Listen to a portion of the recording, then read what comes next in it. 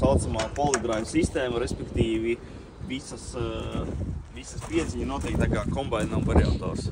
Tā kā viņu, kur ir tāda hidraulika, mēs piespiežam to lielo siksnu. Līdz ar to viņi tā kā mērenāk piespiežās.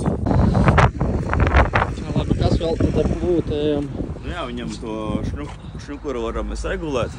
Mēs varam līdz 18 metriem aizsiest. Tas jau baigais un ar to sistēmu ir tas bonus, ka mēs varam arī sasalušus ruļļus izkliedēt. Ziemā, ja mums ir, piemēram, viss sasalīs, mēs viņus varam droši likt iekšā un viņi būs izkliedēt.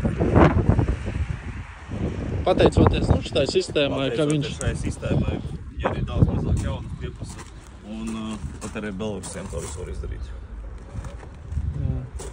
Ir arī uzspirinājumi. Nu, viņš arī pats piebrauc pie tā ruļļa, uz aizmuguru un pēc tam. Aizmuguras tā visa vadība, mēs varam aizmuguras rampu nolaist, mēs varam lentu pabīdīt uz aizmuguras priekšu.